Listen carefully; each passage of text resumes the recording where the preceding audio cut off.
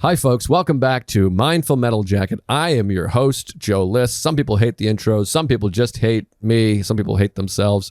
We got a great episode this week. One of my favorite comedians, one of my best friends is here in the house. It's Raanan Hershberg. You know Raanan. If you don't know him, you need to know him.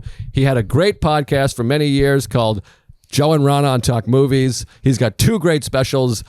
You know it's Raanan, right? What? Raanan. Raanan. Raanan. You said Raanan. I thought it was Raanan. It's Raanan. Raanan? Ra?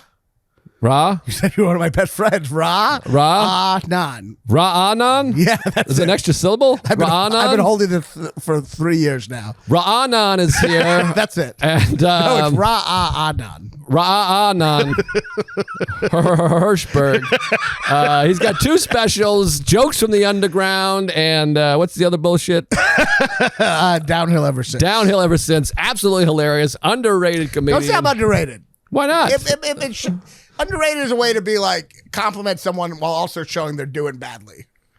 You know You're not doing badly. I mean, maybe, by the way, first of all, I'm called underrated more than anybody ever, and it's hurtful. So take it. All right, I'll take underrated. But anyways, he's great. But if I was more successful, I wouldn't be underrated. That's the point, right? We're creating history because this is the first time we've ever done an intro with the guest here. It's a great episode, and if you listen to this on the Joe and Raanan Talk Movies feed, go check the Mindful Metal Jacket. It's a great podcast, and there'll be more movie talk. We talk a lot of movies on here. We talk about our parents. We talk anxiety. This is a great episode. Really good. Frankly. Really fun.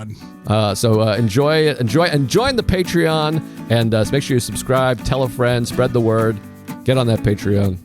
Yeah. All right. All right. We're here. Your NPR podcast. Hello, folks. No, this is going to blow up. This pod's blowing up, dude. Not this episode, but I mean, the Ari Shaffir episode has 70,000 views at the time of recording. It'll probably have 80,000 by the time this comes out. We're going to can this crap. You know, when you asked me to do the podcast today, it's a little, it's almost humiliating. You asked me to do the other podcasts when we could be doing Joe and Raanan Talk Movies. I know, but I don't want to be a movie critic, for God's sakes. You want to be an anxiety self-help guru? I'm not a guru. I'm trying to get the help. You're supposed to help me. I mean, we're here. We're learning together. This is going to be a much deeper conversation, much more philosophical. We'll feel connected at the end. But we could talk movies, too, about the role that movies play in our lives. It's like incorporating our podcast into your other one.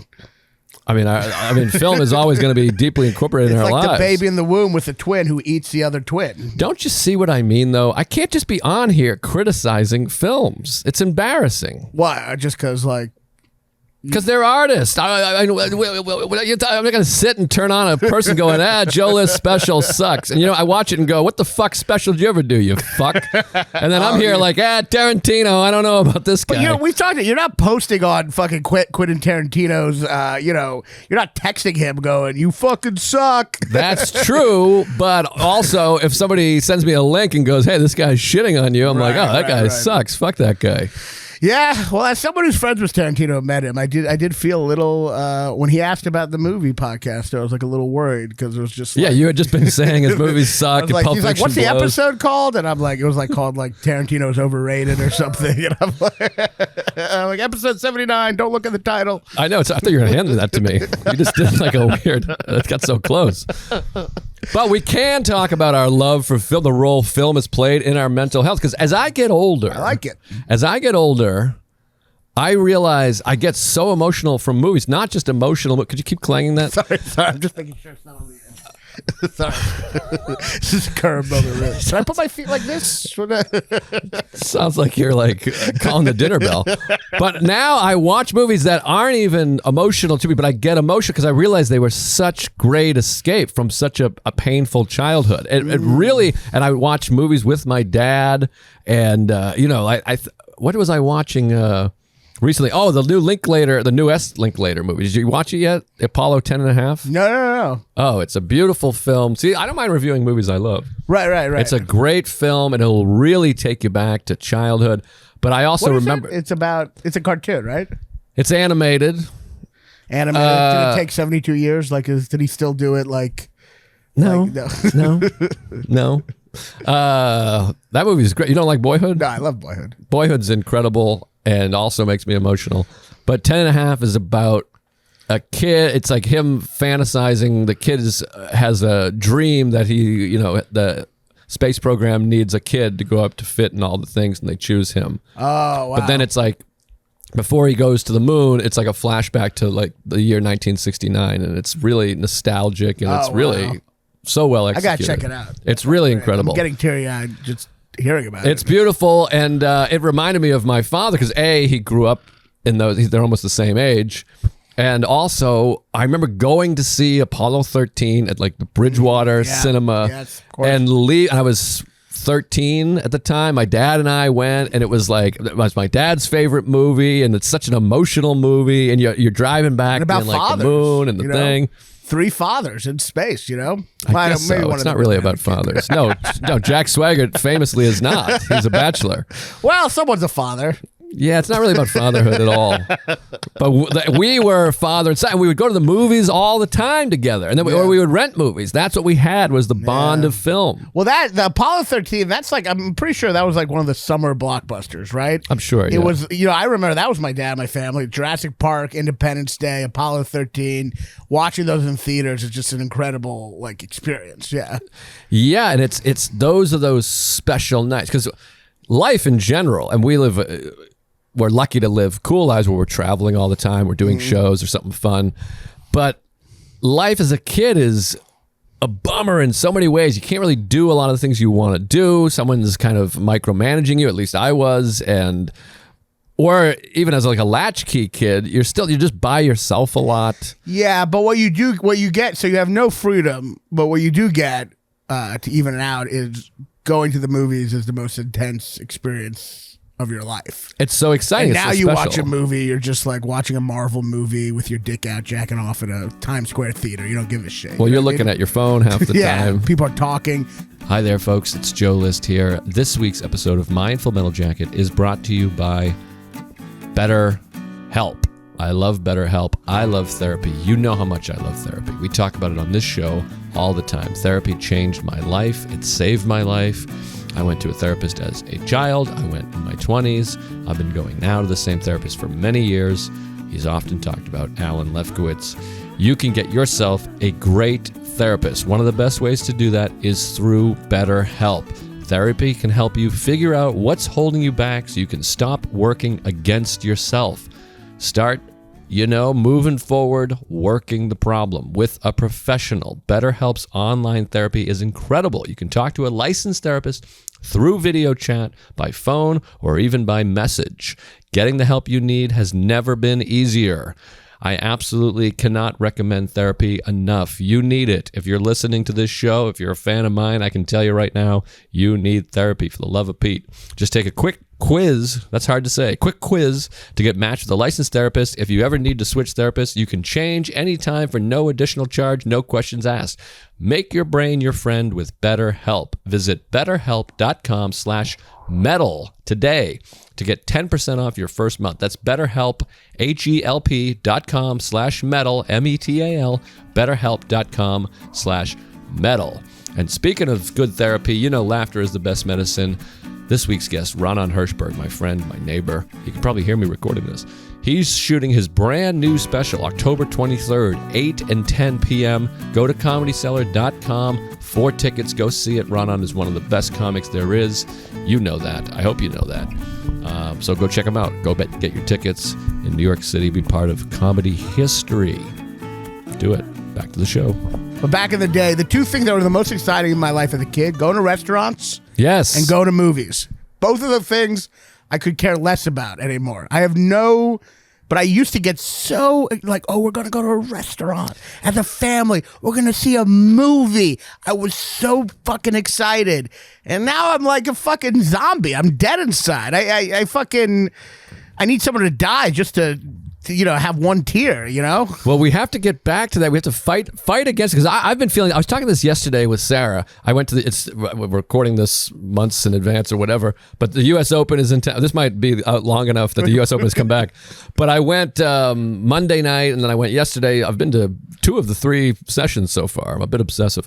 But what I was saying to her is like, you buy tickets. This was Monday night. I went by myself, and I'm like, sitting in the house being like, I don't want to go. Yeah. It's a whole thing. Like, as a kid, you're like, I want to go anywhere. Well, it's also like now you can choose, which really takes away any of the excitement. Right. The fact that you can choose to not go or do whatever you want makes you just want to kill yourself. Well, you have to fight against this cynicism and desire for comfort. Because for habit. I talk about my parents or people. You see these people that don't do anything. They're like, well, go to New York, go to the beach. What are you doing? You're just sitting at home. But now, and I was just saying this, we used to have these Central Park hangs. I was the Central Park hang guy. We haven't had one in like 12 years. Well, we're doing one Labor Day, but now the backyard, I'm like, I'll just get the 3 neighbors to sit in the backyard. It's right there, and you can call at any time. And when you're a kid, you want to go anywhere. You hate habit. As a kid, you hate habit. You hate going to sleep.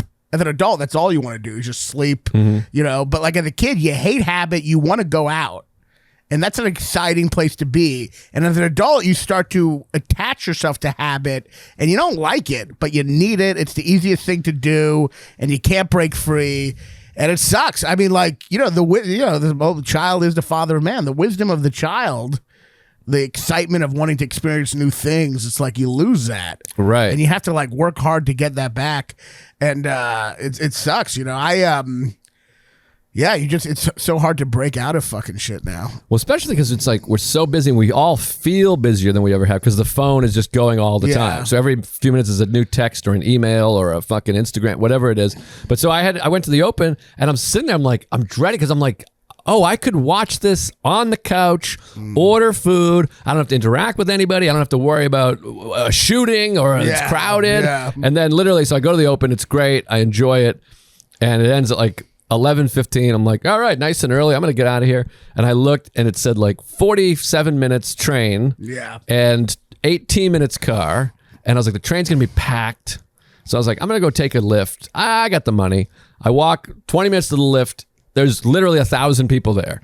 I wait for the lift for 35 minutes. He bails. He's like, too much traffic. Then another lift, it says 9 minutes. Then it just says loading. Then lift was so busy, it wouldn't even open. And more people are coming. You're like, I should have never left the house. I was like, exactly. So then I'm like, I walk all the way. It's like a mile back to the subway. You take the subway. The subway is so crowded. People are just on you like this. And I'm like, this is why you don't want to leave. And when you're young, you don't care. You're like, it's crowded. It's crazy. I know. And so we have to push back against it. And this is all Springsteen sings about and all that stuff. Yeah, I feel the same way. Me and Kate went to a museum the other day, and you're never excited to go to a museum. You know what I mean? In theory, you're like, let's go to a museum.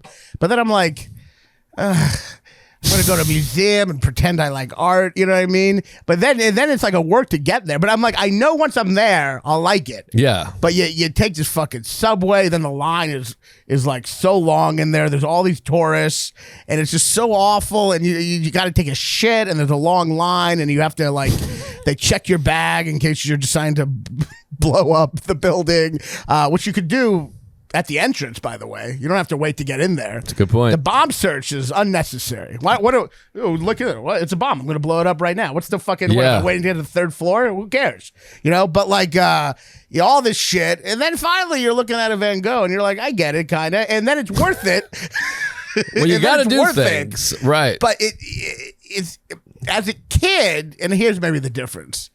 As a kid, you're so excited to do something, you don't care about getting there. Right. But as an adult, you're just not as excited about things, so it's hard to make the trek. You're thinking more about the trek. You have less joy, so you're just thinking about the inconveniences. When you have joy, you don't mind the inconveniences. Right. See, I think as a kid, you don't know about it. You don't know about it. You're just kind of like and traffic, you're not really dealing like I think about going to the Red Sox games with my father, which are like the greatest memories of my life. You didn't have sports. That's tough.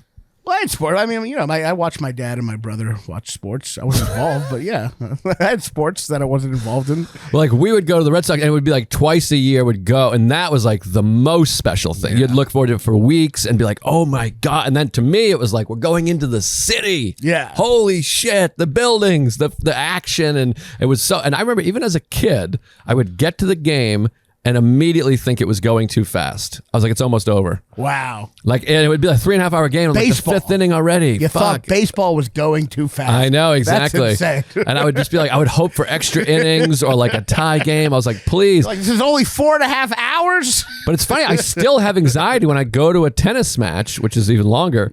I would go and be like, oh no, I want it to be good. What if it sucks? What if it's boring? I should be at home. Well, you know what's weird too? As a kid, things like live up to the hype.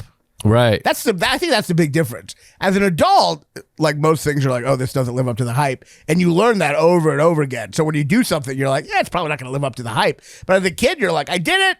It was exactly what I hoped. Right. I'm completely satisfied and I'm so excited I don't want to go to bed. And it's like, I don't know, I guess it's just, you don't have, I don't know what it is. There's not like this disconnect between expectations and reality. But then as an adult, you learn so much how anticlimactic shit is. You've learned so much about the subway ride home after the game. Right. You know so much about that it's hard to muster up the excitement to do the thing in the first place. Basically, a kid, that's why adults do drugs. It's like the Jason Isbell line. It takes a whole lot of medicine to feel like a kid again. You gotta, getting high is basically a kid is like someone who's high. It's very similar to the Randy Newman line. What's the Randy Newman line? It takes a whole lot of medicine for me to pretend that I'm somebody else. Oh, yeah. It's a little suspect. It takes a whole lot of medicine, darling, for me to pretend that I'm somebody else. I guess that is very similar. I mean, yeah, it's literally the same. Well, I heard the Isbell one first. I'm a kid. I heard the Isbell one first, so you got to be a Randy Newman guy. I love Randy Newman. Okay. I mean, I guess not enough to know that line. What song is that? Guilty. And I'm guilty. I love Randy Newman. Yeah, he's amazing. I resent the Family Guy caricature that made people think he was a clown. Well, this is what's tough, and I've had this run-in with people. I don't want to go too far off the rails with Randy Newman. Is like they think of him as like the Disney Pixar guy, and like scoop it up a doop boo. But he's like one of the great satirists. Yeah, and also like somewhat like nihilistic at times. Or not nihilistic, but really dark. God song. I mean, he's amazing. I mean, Marie. I mean, that amazing. Great song with the N-word. Many times, yeah. A lot of N-words over and over and over and over again. That's a nice time where you could do a song where you're like attacking racism from a woke perspective, but then also you get to say the N-word a lot. That's a nice, that's nice having a cake and eating it too, huh? It's like a really different time. I mean, it's satirical, but yeah, he says the N-word 15 times. Well, like the chorus is literally the N-word. Well, then Dylan in Hurricane... Yeah. It's literally a line where he's like blaming the black people for not supporting Reuben Carter. And they go, and to the black folks, he was just a crazy N-word. Right. So he's literally giving black people shit for not caring enough about this black guy while using the N-word. Right. Good times. Yeah, that was something. You really get away with shit back then. Wait, what was the example I was These just N-words don't care about civil rights. Well, I've talked about this before too in the No Direction Home, Scorsese's masterpiece about Dylan. Is Joan Baez is in there, and she says everything was cut and dry back then. Either you were for the war or you were with whatever. Either you were marched with King or you hated N-words. And says N-words. Like Joan Baez, you could clip it. Joan Baez says like hard ER N-words. She's just describing like what it was like. You were allowed to do that. Yeah, you were allowed to like, I mean, in a way, Louis kind of does that in a special. He's kind of like, it's the old school, criticize racism. As long as you're criticizing race for a while, like everyone wants to say the N-word. I'm just joking, but for a while, white people figured out, if I just criticize racism, I can say the N-word. Right. And then black people are like, like they caught on. Even Louis does that. Louis like criticizing white people for using the N-word, saying N-word, and he's like, "You're making me say it." But then black people are like, "Yeah, that's a loophole," and then now we can't do that. Right. But that was you could do that for a long time, and now people can still do that. Comics still do that. They'll still be like, Like I remember one comic on open mic was offended because someone said the R word, and he went on stage. He's like, "What? So retarded's back now?" I'm like, "You just brought it back just now." Right. So if you're shocked, you can say the word. I hate like everyone calling people retarded. It's awful, but then I'm enjoying saying it. Right. You're saying you hate it? I can't tell what's. I'm saying deep down I want to say it, but under the guise of being like, I can't believe everyone's saying retarded. You know what I mean? Right. I don't really know what you mean. We're going off the rails. I got lost at the end there. Yeah, I wasn't sure we'll cut this out. I wasn't sure what you were quoting and what you were saying. You're like, I wasn't. You're offended by all the word I knew retarded? is that you're going to get canceled. I wasn't sure about it, but No, I'm saying pretend to be, and then you can say it. Right. You know what I mean? But retarded is like I think that's totally acceptable. Everyone keeps saying it's coming back. Now, as I brought this up, I realized you say it in your special. So I've said it in every special I've done. I said it in the last one, the Forrest Gump joke, and I say it in this one. You do a couple of those too. It's a good trick. You do a couple of the, like, you figure out a good way to get the F word out by you being the one getting bullied. But even that was smart. That was 6 years ago. That was 6 years ago. And by the way, I didn't think anything of it. That's how quickly, well, we're totally off the rails here. Yeah. But that's how quickly this all has changed. Right. Like, even when I did that, I wasn't like, oh my God. right. And it was Netflix. Nobody said anything about it. That was just 6 years ago. Now, if you're going to say that, you got to really do something or apologize or bleep it or something. Yeah. And retarded, though, I refuse to accept retarded as a swear word. Retarded is kind of like the line we all drew in the sand. We're like, you're not taking this one. Right. Well, now autistic has become like, hey, unless they're referring to somebody with autism. Oh, you're not allowed to say autistic? I think so. I think it's like, hey, what is this guy, autistic? People are like, hey. Oh, really? I shared a Jeff Asmussen special the other day going, like, for Autistic Awareness Month, I want to share a special. Yeah, I think that's bad. Doing that? Daniel Simonson had a great joke. I saw him last night about, we got to get back to mental health, but he had a great joke. Well, Daniel Simonson's a good segue back to it. He had, I tried to get him on the pod. He doesn't do podcasts. I don't do podcasts. But I don't know what to say.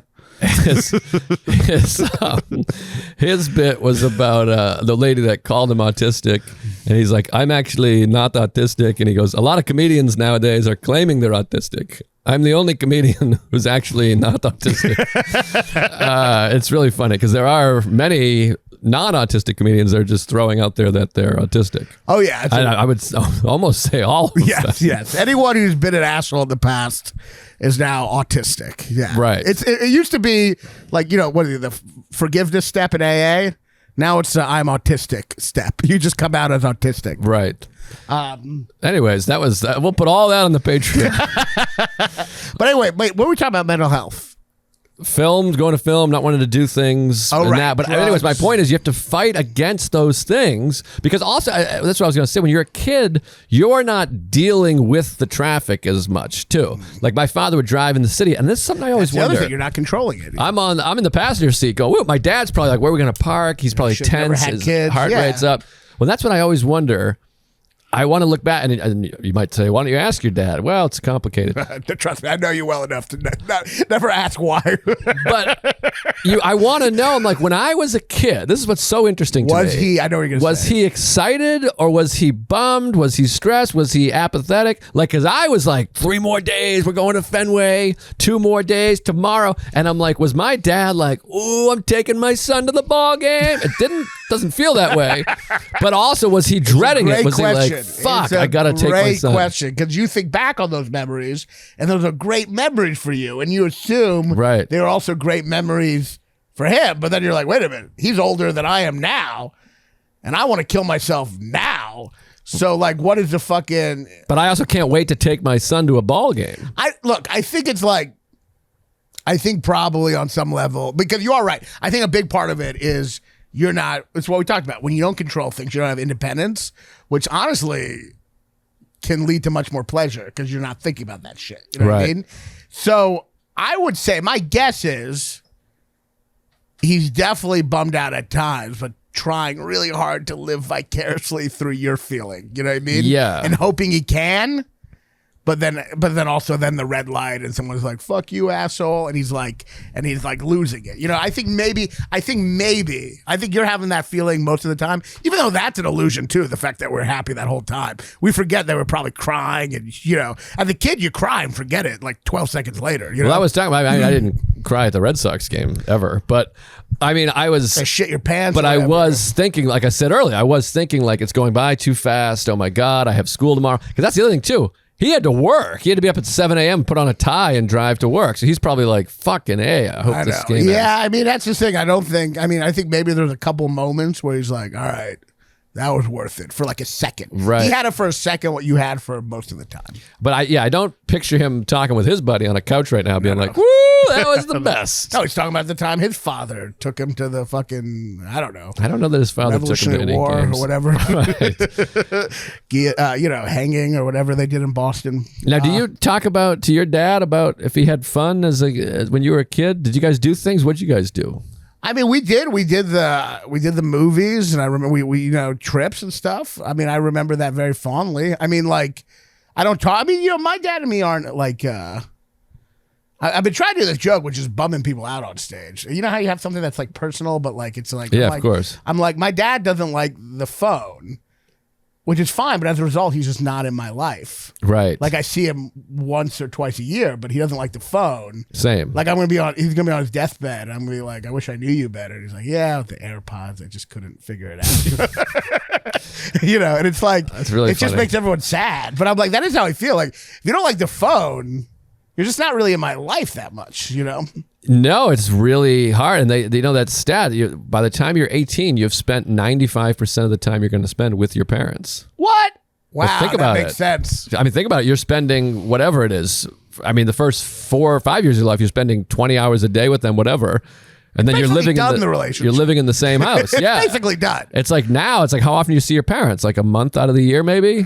Not even. I mean, then like my mom, she calls all the time. It's always the one you don't want to call who calls. In the my dad, he like I can never talk on the phone. And then it's likewise. Trying to add to the bit, it's likewise like when he does call, it's terrifying because you're like someone must have died. Yeah, I try to do that as a joke. If like my father calls, my mother's dead. I have that. Really? Wait. I did it for a while. I never hit. Oh, I've been hitting with that. Oh, great. I didn't hear from you though, did I? No, this was probably before I. God, we have moved some here. similar jokes. Yeah, we're similar guys. Yeah, I go all the reasons my mom would call. Right. Like it could be a tweet, wanting to know about tweet, wanting to know what groceries I want in 6 months, and then if my dad calls, it means my mom has died. That's the only reason. That's so funny. I said the exact same words. And then I'm like, oh fuck! But there's no way I could have heard it, right? No, I don't think so. I mean, that was a long time ago. I did. We had that with the John Japis thing too, the Hannibal Lecter. Yes. I guess we're both comics.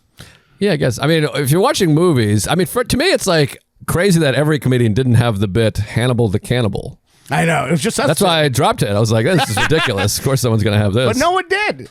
You did. I did, but I had never seen yours. It's funny. I had this joke. This is a side note about comments where you saw my act. I do the joke about looking at my wife's butthole the way you look at it, like you look at a hand in poker. Yeah. And then I acted out.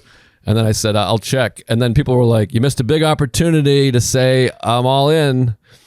And they're like, that would have been better. But I'm like, right. But you see how you guys are commenting that? Yeah, if you're all commenting. It's not that great. Yeah, exactly. It's like if that's the go-to that every person. Should have said the thing we wanted you to say right then so we could fake laugh, but really, I mean, no offense to the audience, but if like everyone in the audience is like, we thought you were going to say this. Yeah. That's not a great line. I know, exactly. But any jizz. But so you don't see your father. I don't see my father. I mean, we're it's weird because you guys hug?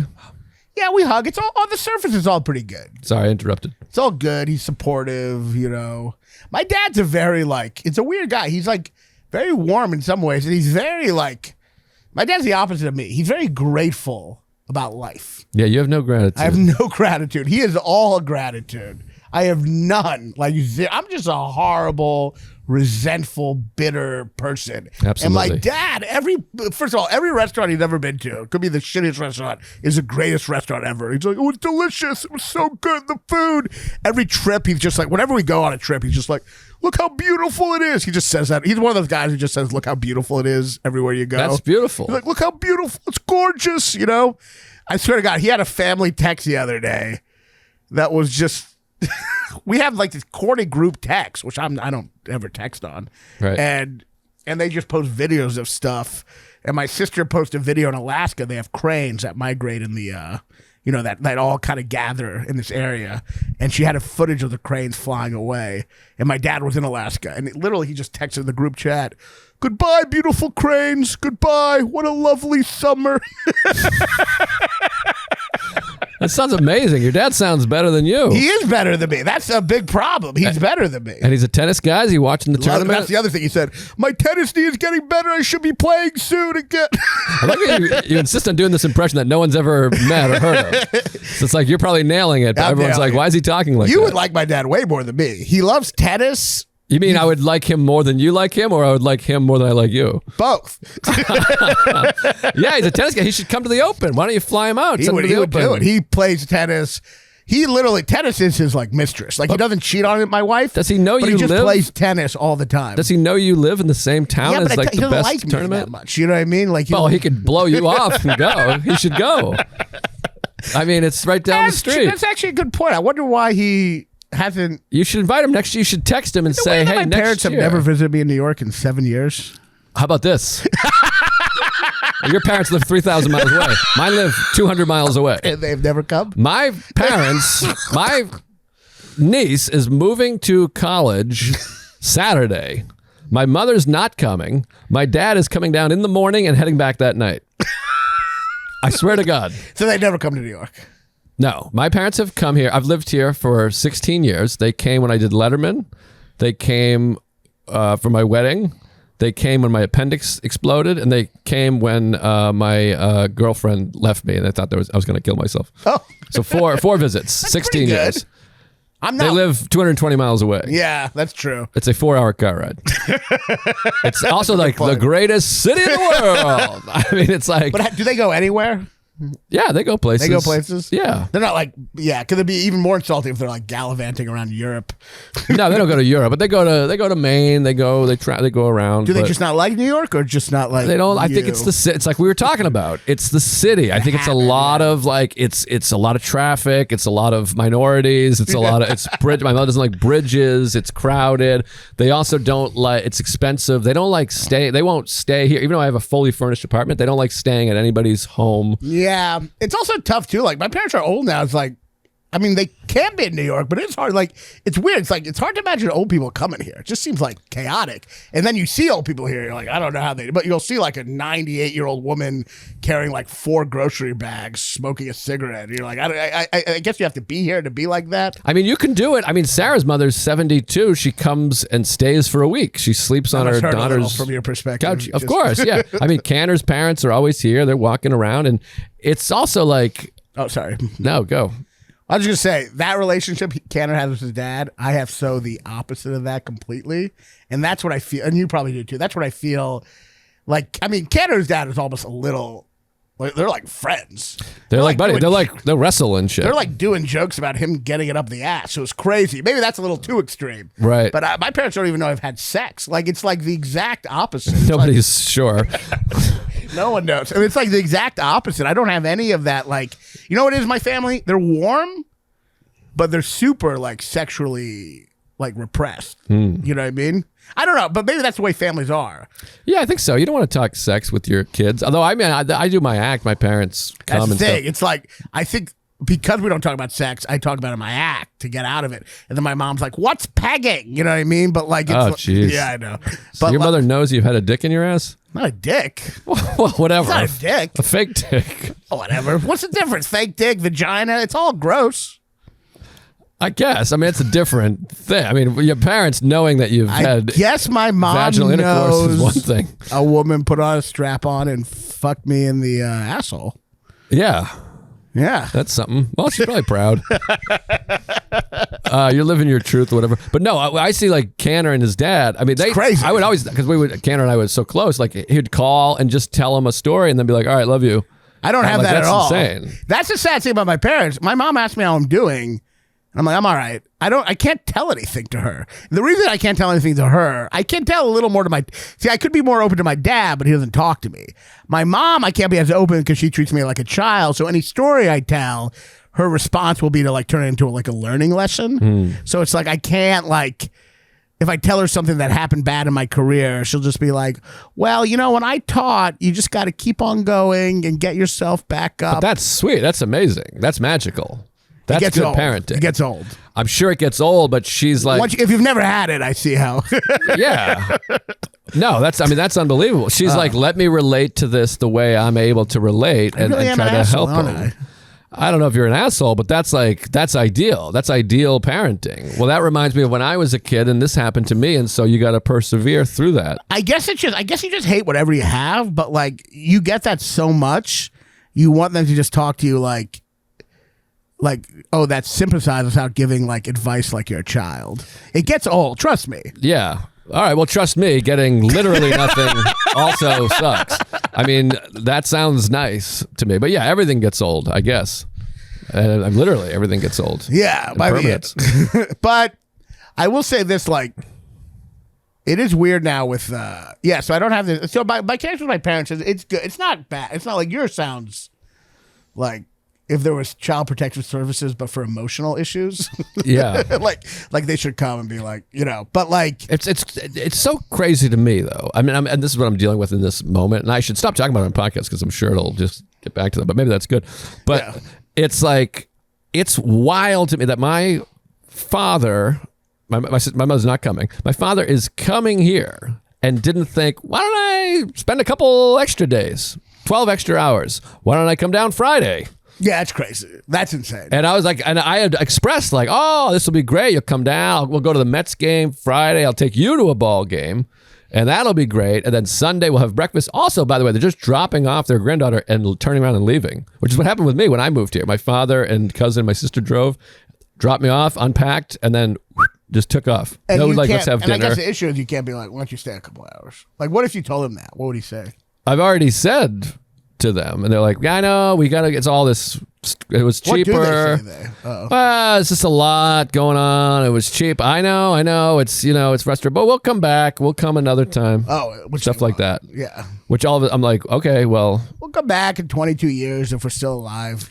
And literally, by the way, I'm like 2 months from having a kid. I'm like, this is the last time you will see me when I don't have a child, where I can go do whatever. Wow. This is it. And he'll be here for 7 hours. Now, the idea, just in general, even if I didn't live here, it's like the old Todd Barry joke of like, New York City, huh? I've driven past there. He's like, you didn't think to stop and pop around? You don't think there's something to offer for you here?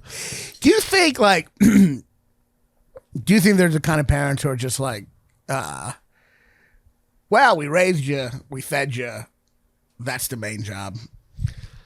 I don't know. I can't really speak for. I think there's also a lot of other family drama factors and stuff, and finance, whatever. I feel bad complaining about my parents because I feel like my parents are like, they are supportive and they would stay longer, but there's some distance still. You know of course. No, everyone has it. Everyone has some. No one is anyone like, well, I would get along great with my parents. I think some people are. I think Canner's like that. I think like people that are really well adjusted, like Ted Alexandro speaks very highly of his family. They would take piano lessons and go places.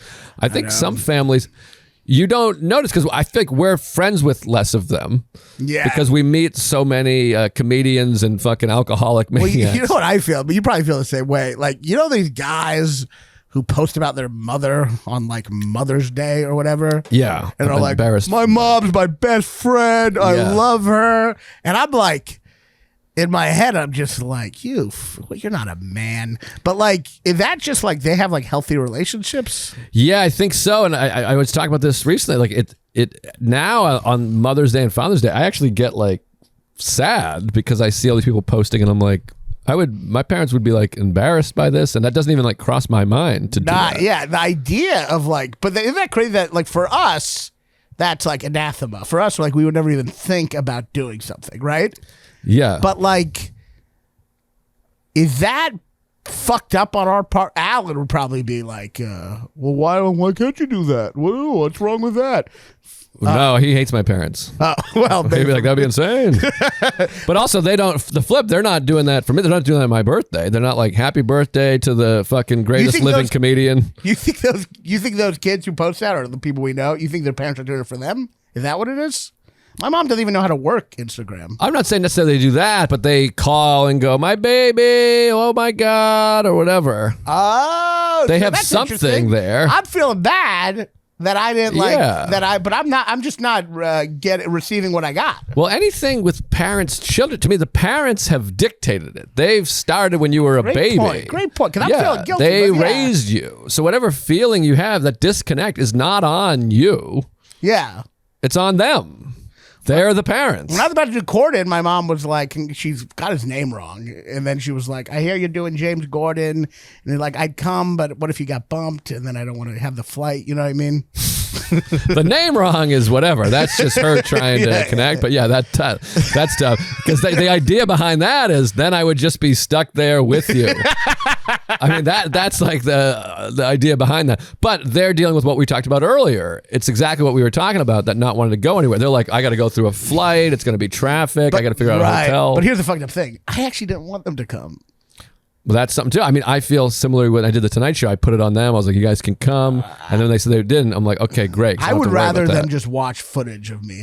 Knowing they're in the audience, it's like knowing it's like 100 times worse than the pilot in the audience. What the pilot is in the audience? I don't care. Really? But no, it is. No, I'm just doing the line from the show. Why are you telling me this? I don't care. What do you think that's based on? That must be based on something real. That's too amazing to think up, right? I feel like someone just told me this story recently. But yeah, I'm sure. I think Seinfeld, what made Seinfeld so great is it all came from reality until seasons 8 and 9. Right. But there is, by the way, season 8 is better than 9, obviously. Yeah. And there's some great moments. And one of the funniest things ever is, and maybe it was improvised, is when they go to see Death Blow and they're in the theater and Kramer goes, "Go get him, go get him, Death Blow." He yells, "Go get him, Death Blow," in the theater. I was like on the floor laughing. It's so fucking funny. That episode's incredible. Well, I always say that's the best post Larry David episode. It's still crazy, though. That's the kicks, right? Yeah, the little kicks. It is, but it still is. We're gonna go off the rails again. It's still insane that like Jerry is like does this weird kind of like gay artistic character, and he's like, I want a 3-camera shoot. But I it's love still it. a little off the rails. I know, but it's great. And he's like, I can't, Kramer, I can't. But that's hilarious. He does a lot of that, but it's spoofy. It's gone into like spoofy. a You're sketch. right, but it's great spoofiness. I mean, Jerry's stopping when George goes, "Have you seen Elaine dance?" And the way Jerry just stops. And turns around. There's Elaine dance. There's great moments, and that's like I said. That I've always said that's the best post Larry episode. But Kramer saying, "Go get him, Death Blow," and like so, someone's called Death Blow. It's fucking so goddamn funny. Just that hoodlum guy going, "We got the video. They said it's the greatest work they've ever seen." He's buying back a loaf of his soul.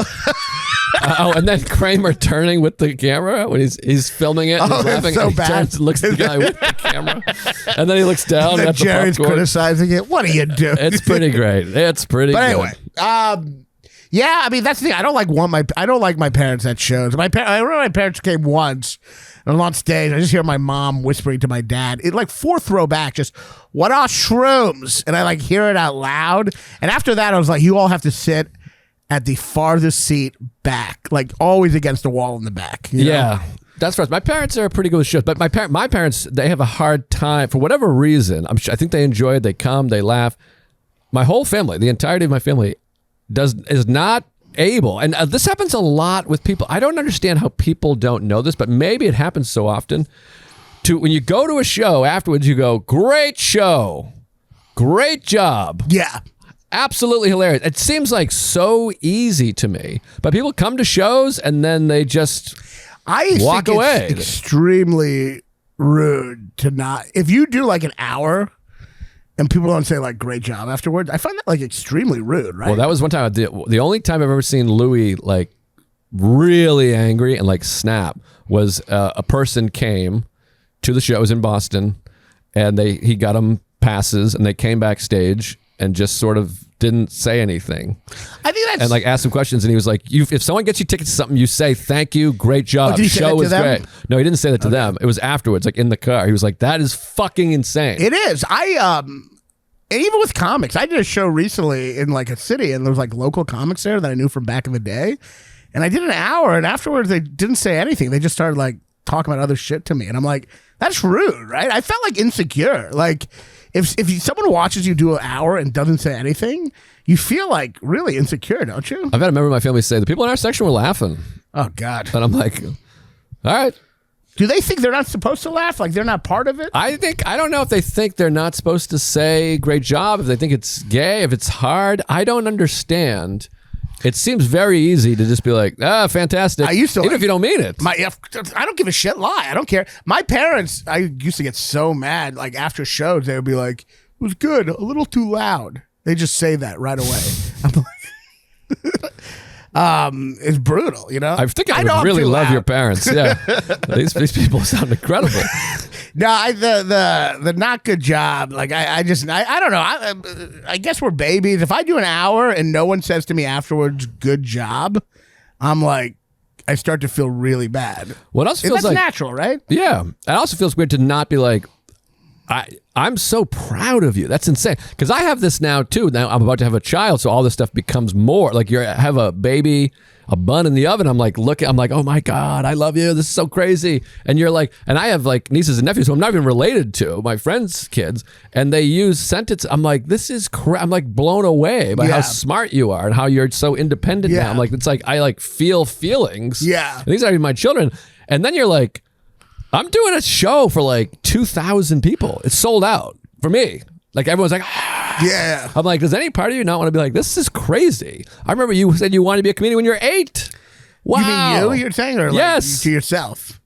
What are you saying? That like it's weird that they're not saying that to me. Right. After come to the like Wilbur anyone Theater. or your parents. My parents. My parents. Sorry. I was in their belly. I was a child. I was 2. I was shitting my pants. I was a kid obsessed with comedy. Then I was a teenager who's like, I'm going to try to do comedy. I'm going to go to an open mic. I'm going to walk up to other adults and be like, may I be a comedian, please? And 20 years later, they're at a sold out show in a theater. I'm like, are you not shitting your pants? Are you not like, what the fuck? But your parents have a little, which my parents I don't think have. There is some resentment, right? So it's weird. Probably. I mean, that's not good. Yeah. But it is like adds a little complication to it. You know what I mean? I guess so. And I think also, Louis tried to explain this one time too, of like, I think also sometimes to your family, you're like in show, but this is like a different planet. They can't even wrap their head around it. Like they're like blue collar people, and I'm like getting recognized on the streets. Like this is like strange. It's weird. It's like you can't really be impressed by your children, I guess. I guess you can be proud. I think you can be impressed. But you're like, they're still your child who you like wipe their ass. You know what I mean? Shouldn't you be more impressed then? That's what I'm saying. Yeah. Shouldn't you be more like, that's unbelievable? I remember when you couldn't read. Well, for me, my mom still treats me as a child, so it's like not right. Maybe that's it. I mean, that's. By the way, I don't want to come off like my mom is like great. Like I think I give a bad example. Like my mom's the kind of person who like, and this is different than your parents. Oh God, I hope our parents never listen to this. But no, they're great. But my mom's the kind of person who will like the other day I was like about to get cereal at her house. I was going to go to my room, and she's like, "Sit with me, talk to me."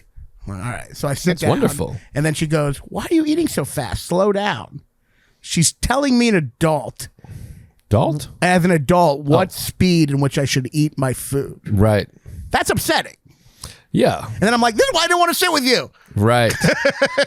Yeah, that's the kind of shit she does. Yeah, that's frustrating. One time she was on the phone. She was like, "Do you want me to get groceries while I'm?" It was like seriously entrapment. She was like, "Do you want groceries? I'm going to the grocery store. You want anything?" And I'm like, "No, it's fine." She's like, "You sure?" I'm like, "Yeah, it's fine." I'm like, "Are you sure?" I'm like, "All right, you can get me like like almonds." And she's like, "Almonds are a little fattening. Why don't you just have this other thing I have at the house?" That's crazy, right? Yeah, that's horrible. That's horrible. Yeah, that's obnoxious. It's like she was just setting you up to criticize you. So I have issues too. Well, I felt bad before. I'm like, my mom's supportive and it's annoying, and you're like crying over here. I wish my mom would have said that once. Well, my parents also. My parents, they come to the show. My parents suck too. They'll pay for they'll pay for dinner, even though I'm like, let me get dinner. They won't even accept it.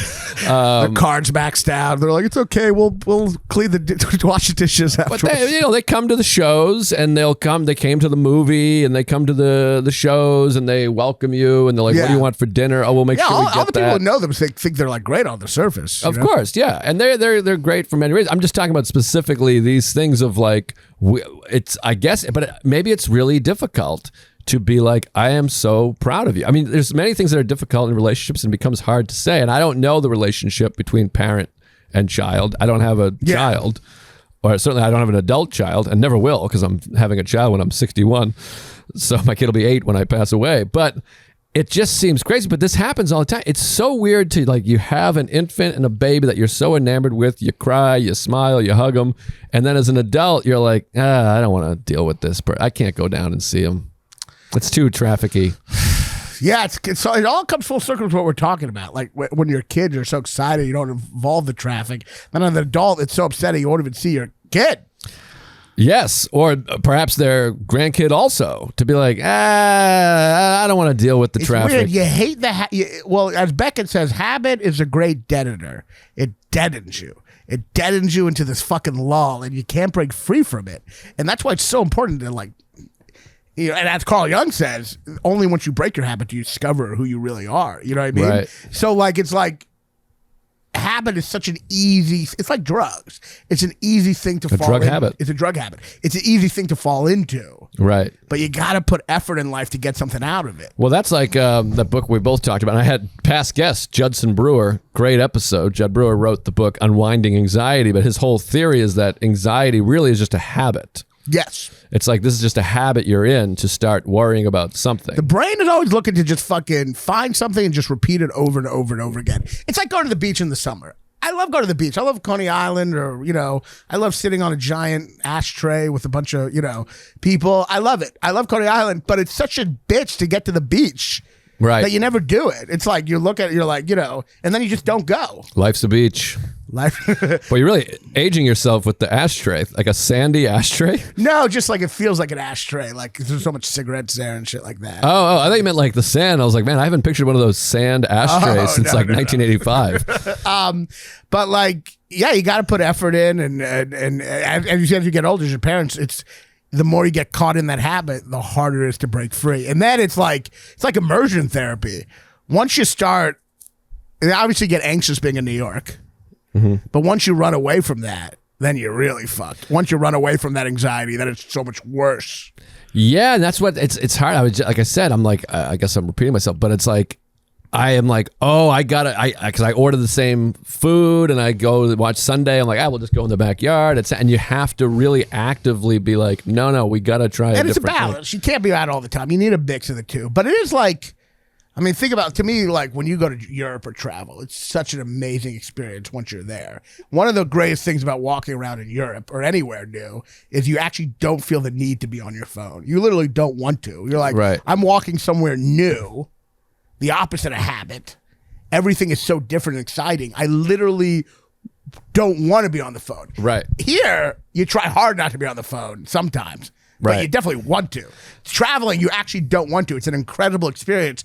But what a bitch to get there, to fucking travel on a flight, to be jet lagged, to most likely get food poisoning.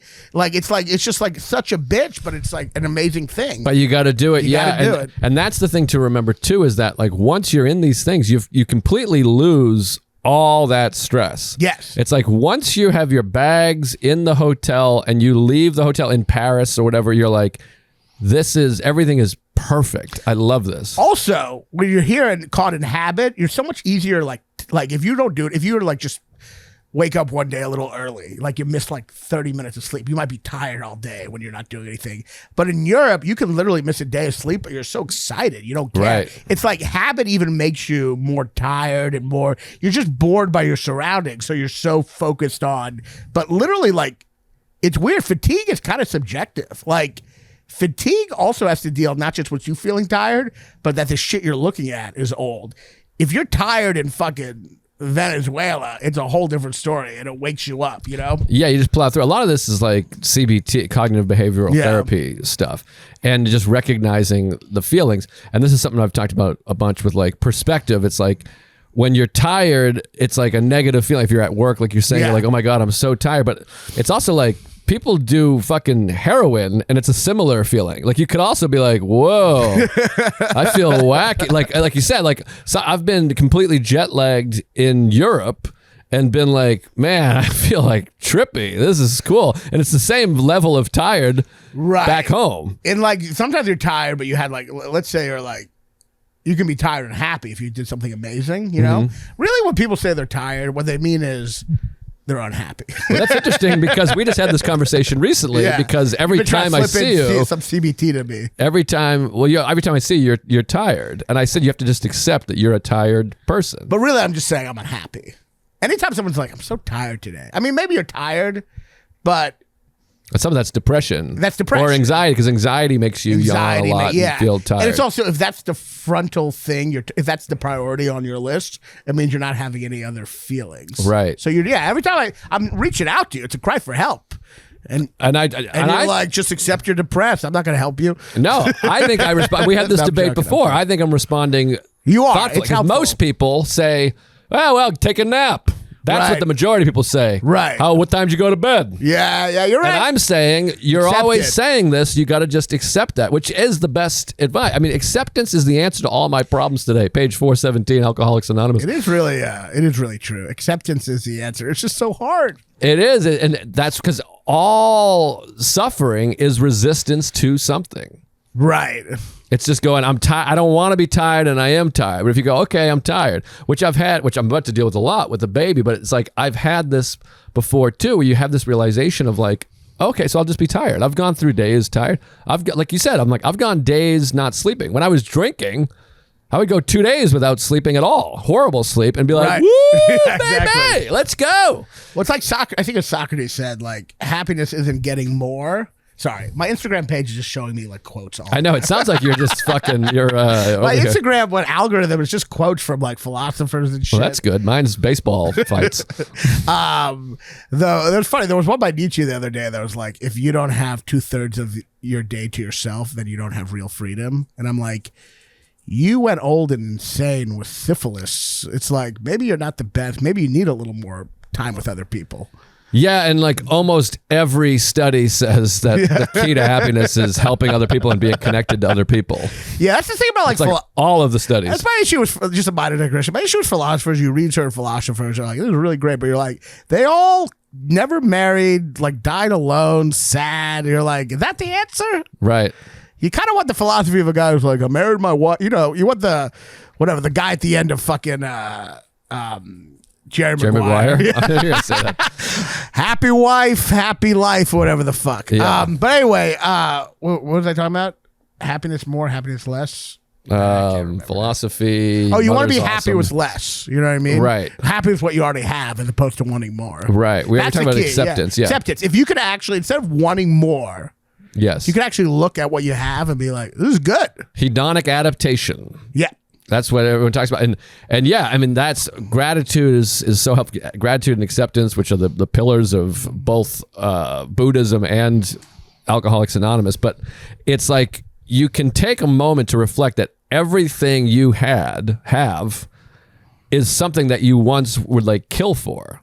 I know, but the minute you get it, it's like you become a different person. Yeah, you adapt to it and then you move on. But you can spend time thinking about it. Well, it's probably because, like, evolutionarily, the person in the caveman time who was like, look at that sunset, it's beautiful, immediately got his head crushed by some other Neanderthal asshole. And that guy is our forefather. Right. That asshole who was like, while he's looking at the sunset, I'm going to break his head with a bone and take his food. That guy is our, that's where we come. We don't come from the grateful guy. Well, I always felt this too. Like when you go to like preschool, which I didn't, which I think fucked up my whole life. For some reason, my parents didn't go. No, kindergarten. I went straight to kindergarten. It's a lonely 5 years. I know, believe me, and it really fucked me up because it felt everyone knew each other, and I was just sobbing. And after 5 years, I was like, "Are you leaving me? Who the fuck are these people? This is crazy." But it seems like they didn't even want you around. Why did they put you to preschool? Couldn't afford it.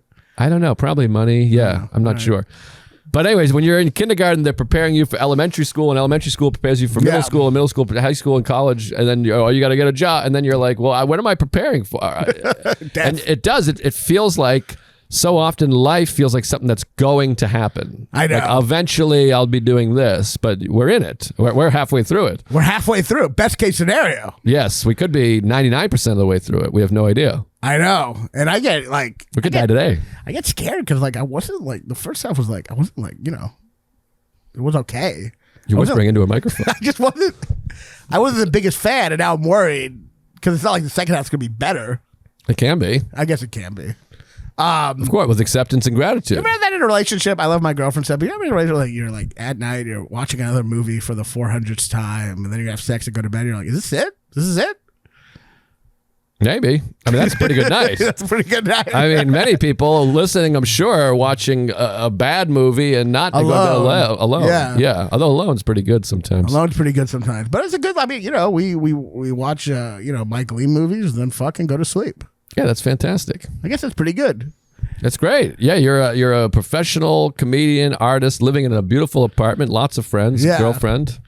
You're healthy-ish. Acceptance is the key, but acceptance is hard. Of course. Especially with fucking Instagram. Instagram is the worst thing to ever come up in the fucking history of mankind. Well, now everything particularly in our business, but I think in all aspects, has a numerical value. Yes. Your ticket sales, your likes, your views. It's everything. Like, oh, this guy got 50,000 views. I got 10,000 views. This guy sold 5,000 tickets. I sold 800 tickets. And the people who get sucked into that with the high Instagram views, they get even less happy. Which means they have to gloat more to show everyone they're happy, which makes you even more. So everyone's depressed. It's a whole vicious cycle. The people with a lot of fucking, because it's not self-worth either way. The people who get a bunch of followers and all that shit, they're not, they have a depression, which it's like, oh, this didn't solve anything. And then they make everyone else depressed who think maybe that would solve something. Right. So we're all just depressed. You know what Jim Carrey said? What did he say? I wish everyone could have all their dreams come true so they could see that's not the answer or something like that. Yeah. David Foster Wallace said that too. Oh, wow. Wow.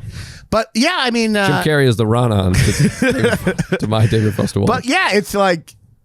But then there's a party that's like, all right, but I'd rather have the dreams come true. I know. I told this to somebody who is a very successful comedian who knows Jim Carrey to some extent, and he's like, you can't say that out loud. Yeah, it's a shitty thing. I'm like, you said that to 10 million people who fucking roof houses, and you're just it's really shitty. He's an asshole. It's also like I understand, but I understand what he's saying. Yeah. Is like getting rich and famous is not going to solve any. Wherever you go, there you are.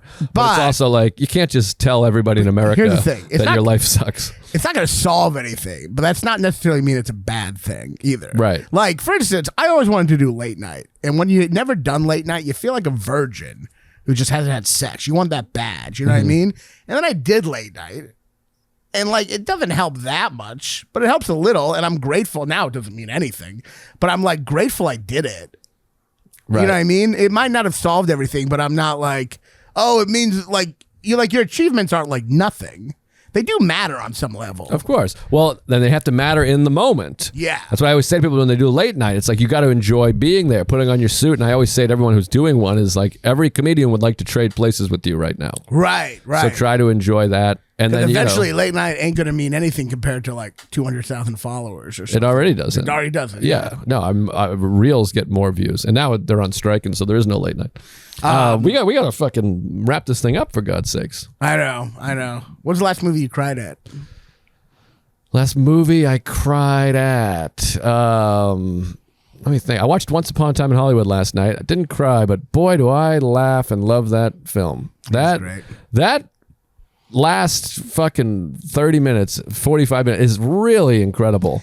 And it is so, like, talking about, like, the power of not having something in a movie, the knowledge of what really happened, and then watching her at the end come out is really quite a magical experience. And so fucking funny, him saying numbnuts, and DiCaprio is so good being, like, enamored by, like, he's getting invited to this party, which means so much to him, and him realizing how great of a friend Cliff is. It's beautiful. And then him saying hunk of shit. Get this hunk of shit out of here. Drive it backwards, numbnuts. Oh, that part's amazing. I mean, it's just amazing. And the buildup of him resenting these hippies and to have like these old school conservative values and these hippies, it's really unbelievable. I'll be honest, the first time I saw it, I didn't know that much about the Charles Manson case. So I actually found the ending. I mean, I know they killed those people, but I never really thought about it. So I actually found the ending like a little too gratuitous. Like when they're bashing her head against something. I'm like, this is awful. Like I was getting a little, I loved it. I was getting a little woke. I'm like, they're bashing a woman's head on a table. But then I read about the crimes and I'm like, oh, I get it now. Like it's cathartic. Those people were such awful, awful people. Right. He said he's going to do some devil shit. He's like, that's not verbatim. He said, yeah. No, it's amazing. And like, Brad Pitt has some weird acceptance that Leo doesn't have, you know? He's amazing. He has like, I mean, he's very zen. He reminds me of the dude in he's the zen, and Leo isn't. But Brad Pitt loves Leo as like his protector, and Leo gives him work. It's a beautiful, it's a real, the movie is a bromance. Yeah, it's really and there is like a fucking amazing film. The scene of her watching the movie is really beautiful, I thought. Yeah, it's really, really sweet, and they establish how sweet she is. It's like a living tribute to her. The fact that she's watching the actual Sharon Tate's kind of incredible. Yeah, no, that's great, and it's just and all those it makes me want to move to California. I mean, all those Hollywood signs and signs. It captures, probably more than any movie, captures the beauty of driving in a car with like people. or alone. Yeah, I There's suppose so many scenes of driving, listening to the radio, or with people. No, it's a beautiful movie, and he is the master. When you think about it, people think of Tarantino as being like super entertaining, and he is. But people forget he is the master of like a really long, drawn out sequence. Like that's what he's the master of. Like he's a master of a lot of like the scene where he goes to the what's it called where the Manson people are. Oh, Spawn's Ranch. That's such a long sequence. Yeah. He's actually the master of like being very in the moment, right? Showing like every second. And not really cutting away. You know what I mean? Like, that's such a long sequence. It's great. He also does a great job of crossing the dialogue line in such a fun way that's like, oh, you really feel like, oh, everything just shifted. What do you mean? Well, you're not really supposed to do that unless it's on purpose. Like when you flip the camera from one side to the other. Oh, you mean and he does it in most of his films, You mean breaking actually. the 180? Yeah. Oh, I see. Yeah. I mean, he does it in most of these films, and there's great moments. He does it in Once Upon a Time in Hollywood with DiCaprio and Schwartz, Al Pacino's character. Where they're having this nice meeting and they're kind of talking, and then it just flips and he's like, so yeah, your career is like in the shithole. Oh. And his reaction is so fucking great. Him crying out and Brad Pitt saying, don't cry in front of Mexicans. Oh, yeah. It's just beautiful. And then also the way he's turned by the end of the car ride, he's like, that's Roman Polanski. He's like, I could be in a Polanski film. I'm one hang from being in a Polanski film. And he's like, so you're feeling better now? And he's like, oh yeah, that shit. It's so relatable to be like depressed and crying and like, my career is nothing. And then you have a car ride and a chat and you do some thinking and you're like, oh yeah, I'm fine. You know what? He always loved, like Tarantino loves Dazed and Confused. And he's like, Dazed and Confused and Rio Bravo are the two great hang movies. Yeah. I feel like this is the first movie that's like a pretty great hang at times. I feel like he puts a little of that Linklater kind of hang feel to it. Yeah, it's a special film, and it really is like true escapism. I feel, going back to Mental Health, I watched that and I'm like, boy, I feel better about everything because I just like being with these people. And there's no real problems that are solved except maybe a little sense of acceptance of your life. You know what I mean? Yeah, like absolutely. He's still washed out. Yeah, but he has hope and he has acceptance. Yeah. The other great... he appreciates his friendship with Brad Pitt. I think that's the moment at the end. Like, I think he finally realizes how much Brad Pitt is like there to make his, like, how his life depends so much on Brad Pitt and how much he has, and that shows him sitting on the street, kind of taking a breath and really appreciating LA and Hollywood. And you think he's not going to move. He's not going to move to some condo because right before he's like, I'm going to sell the house and live in a condo. He's basically giving up, and then he thinks he kind of has this moment of acceptance of like, nah, I'm not going to do that. My life is good. I love my buddy. I got my wife. And then in that moment of acceptance, Emile Hirsch invites him in, and Sharon Tate, just like he thought would be his in. He goes and hangs out with these Hollywood cool people. His perspective changes. Yeah. His life changes quite a bit because there's a horrific murder thing. Yeah. But even that feels like that's not like a huge change in his life, And Brad Pitt's zen of like, I'm not going to die. It's not my time yet. I might get a limp, but I'm not going to die. And Glorious Bastards, by the way, is the other great 180 flip in the opening scene with the Nazis. Right. When Christoph Waltz is interviewing him, and it's very pleasant, and they're talking about milk and all these things, and then the camera swings around and they switch sides and they remain on different sides right as he gets very serious, and he's like, you're harboring enemies of the state, aren't you? All right, yeah. It's really well done, and it's not just a jump cut. They swing all the way around, so you can really feel those two movies have so much great stuff in it. And both about film in so many ways. I think the best part of Inglourious Basterds by far, I think the romance or non-romance between her and that Nazi guy is incredible. And, and the development of that. And Melanie Laurent is so fucking hot. Gorgeous. Well, this has been Joe and Raanan Talk Mental Health. Great title. Joe and Raanan Talk Mental Health. Can we put on both?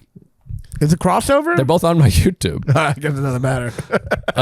We can release the audio on Joe and Raanan. That's not bad. Why don't we do that? That's good. That's good. You don't do audio for the Mindful? No, I do. That's great. We'll release it on both.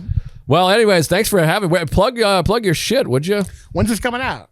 I have no idea. Don't plug live dates. Oh, we have like 9 episodes in the can. Oh, Jesus. But maybe we'll bump it up. Bump it up. Who do you got? Who you got in the can? Who's waiting? I got Derek Drescher, who told the fuck is that? He was an ex-heroin addict criminal. It's fascinating. Lindsay Adams, his wife. Bump him. The Help's wife? Come on. It's not really. They just have the same name. And who else? Oh, Chris Walsh, Henry Phillips. Peter Wong. I forgot about Peter Wong. You're fucking backing me up for Peter Wong? Well, yeah, that's because I gotta, when I'm losing everybody, like I gotta. Casino when he finds out, when he finds out the name he's protecting. You fucking Charlie M. Charlie M. Peter Wong. You make me pop your eye out of your fucking head. You make me wait for Peter Wong. Frankie, do him a favor. Boy, I gotta make me wait for Peter fucking Wong. So where are you gonna be? Not where are you gonna be, but where do they find you? Where's the special? Where's the bullshit? Follow me on Instagram, Raanan Comedy. That's the most important thing. I'm trying to focus. Just subscribe to my Instagram. I need more numbers. Fuck this acceptance shit. That is the most important thing. It's all about numbers. Follow me on Raanan Comedy, Raanan Comedy. That's Instagram. My dates are on my website. But if you just follow me on Instagram, you'll see a link to my dates. And, I got specials on YouTube. You know them. Jokes from the Underground. Downhill ever since. Yeah, great stuff. Great comic. I'll put that in the front, too, because no one ever watches to the fucking end. Yeah, please do. So I'll put it up front. But, yeah, make sure you follow Raanan. Go leave a comment. Get that algorithm going. Like, comments, whatever. And my special, Enough for Everybody, is out streaming right now on YouTube. Thank you. And then there's 3. There's I Hate Myself. There's this year's material, Enough for Everybody. By the way, Tony's sound is incredible.